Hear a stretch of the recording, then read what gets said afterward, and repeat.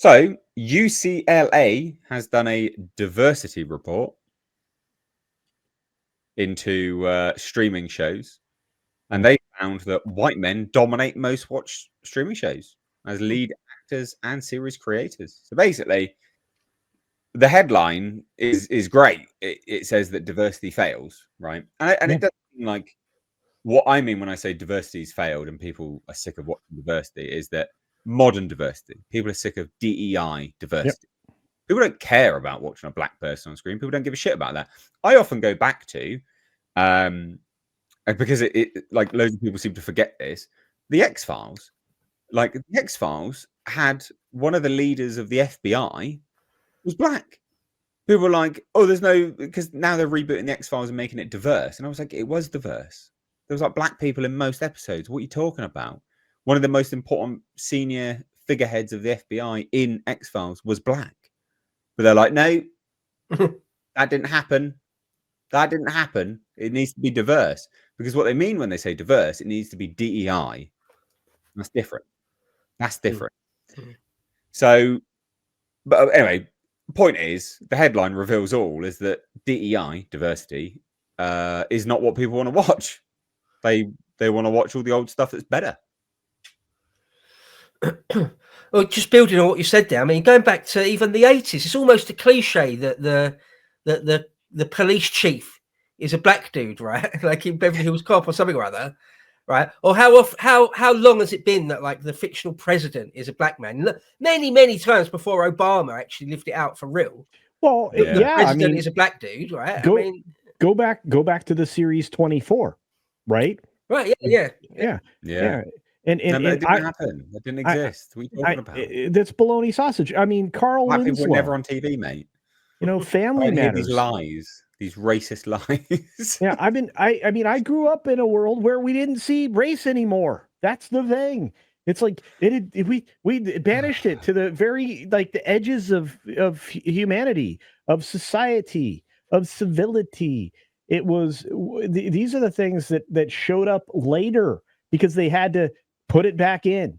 So if they, and in the very moment that it happened, we went from Obama saying in his term, we are in a post-racial world, to within a few months of that having a young person killed, where immediately we went back to the everything is racist. And from that point forward, all they did was drive that down. And that was the moment in time, all because of in this country, because of President Obama, because they needed divisive issues and they needed wedge issues. And the demand for racism far outweighs the supply. Yeah. To be fair, but anyway, let's take a look at the report, because the Variety and every other media website has tried desperately to spin this as no, absolutely, diversity is selling. No, it's not. Like, it's actually not. So UCLA's Entertainment and Media Research Initiative, why is that even a thing? Why do they have that? But okay, has unveiled its latest Hollywood diversity report, this time focusing on streaming television 2023. And it found that, quote, streaming audiences want new offerings, diverse stories, as most watch metrics fall short of capturing the market. What?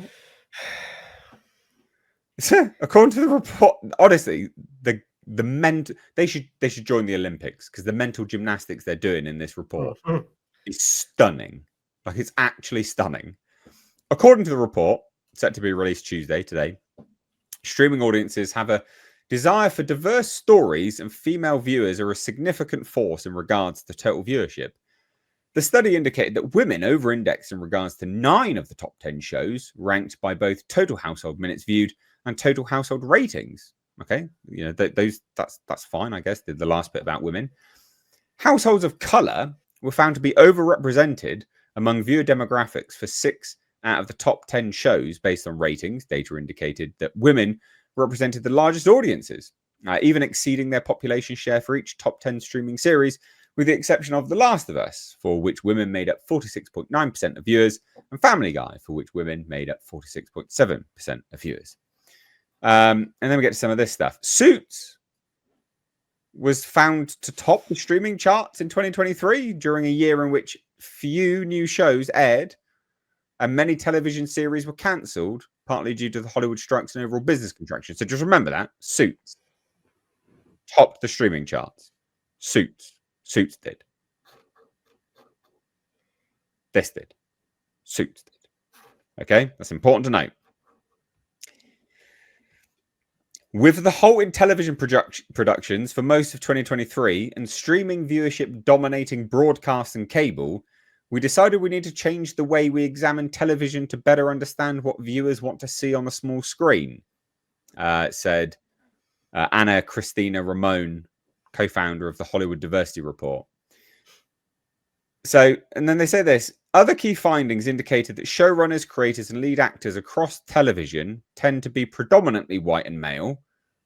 However, data shows that the top streaming shows with BIPOC leads consistently outperform others in regards to median ratings, and series following underrepresented stories also rank higher in ratings. Furthermore, that's just ratings. BIPOC households are reported to drive high ratings among the top streamed shows, yet have a less substantial impact in regards to total minutes viewed. Right, so what we're learning is that they like the shows because they're very diverse, but there's not enough people watching them. Right. So, change the industry. Well, that was a point I was going to make. Is that I think in America, the black population, anyway, I think is what 12%, 13% of the population, something like that. In Britain, I think it's 5 or 6%, something like that. Yeah, I think so. Yeah. So it's absolutely still a minority. Yeah. So just that as a fact, then yeah, they're not gonna. Those numbers are not gonna drive anything. Yeah. Right. Even if they all watch the thing and love it, it's still going to be what white men want to see is going to be the most important thing still. Yeah, it's going to be the most lucrative, isn't it? Of course if you fall back to the data here in the States, 13.7%, it's a number that's fairly consistent and has been holding, is the percentage of the black population. But that number started to go down starting in 2021, which because of the invasion that we've had from the southern border. And because for some reason, which we need to change in this country, the census counts people who are here illegally as well as the people who are here legally as well. And that's why California actually is able to keep all of their representatives in Congress, because it's artificially supported because of the enormous illegal population that's in California. Yeah. So, well, the madness ensues. The mental gymnastics continues. Focusing on total minutes watched gives an advantage to older shows that have more episodes and seasons on streaming platforms. Current shows, which our research has repeatedly shown to be more diverse, face a disadvantage in some ways from the outset. Inevitably, that just feeds into the legacy of inequity that was built into the industry. No, actually, you just built the problem into the industry. It didn't exist before. By creating all of these little quotas and checkbox police and everything else, you actually created this disparity that is only going to grow the gulf of interest in shows, because it's the same thing that's happening with advertisements.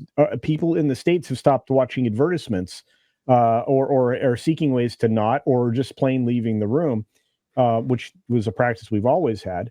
But it's because the people that are represented in the advertisements do not represent the population in the United States. And so here's their little graph. Share of all show creators by race, ethnicity. Top streaming scripted. Not really a surprise. I mean, that should pretty much mirror almost closely the breakdown of the US. Generally speaking, I mean, in professional categories that people would normally have an interest in, sure. But this is the other problem. This is what these Hollywood people won't look at. Who's the dominating racial breakdown? What's the dominating racial breakdown in sports and athletics and in those particular television jobs?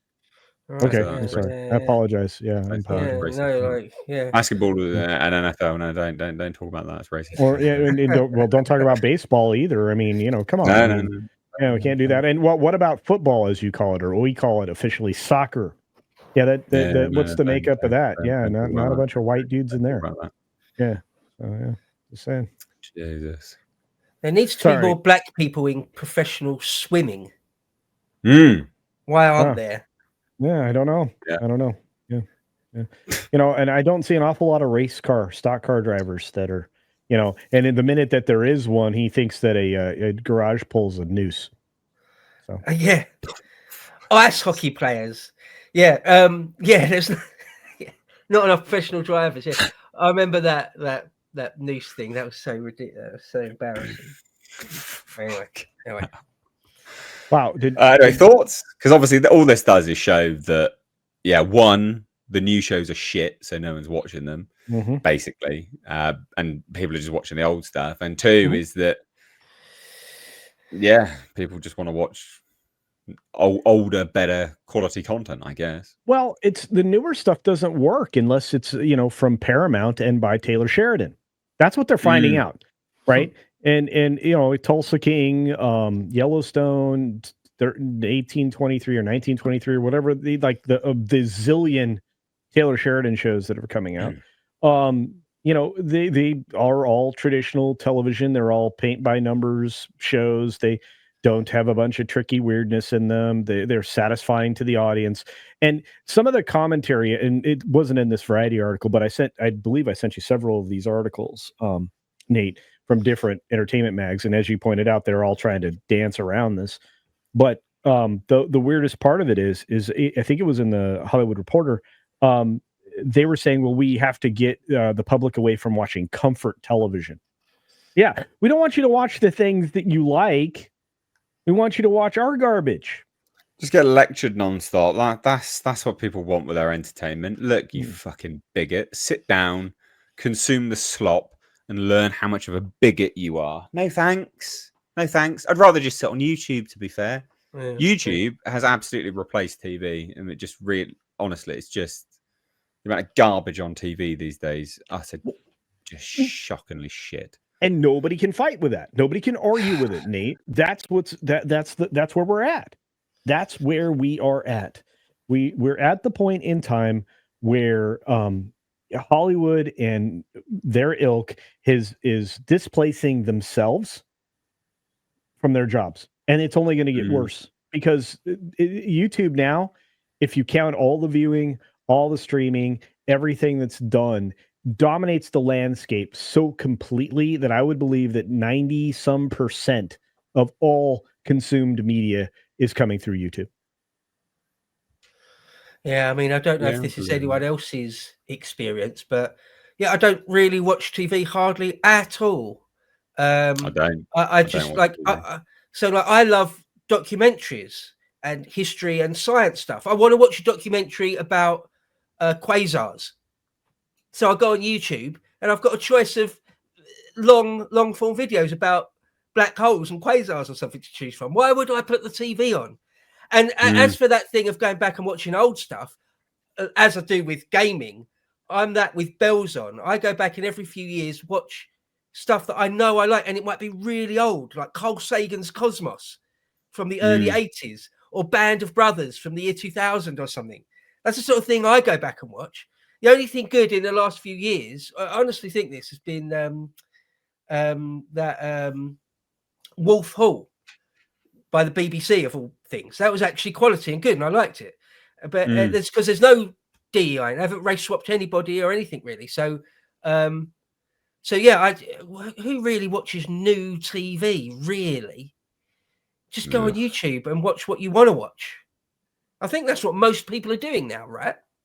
I think so. I do think so. It's just boomers that are keeping TV around, to be fair. Yeah. Seems to be. Like, kids aren't interested in TV. They're really not. Yeah. Like, not at all. But anyway, there you go. There you go. Diversity report confirms what we all know. People are not interested in DEI, I guess. There you go. Moving on.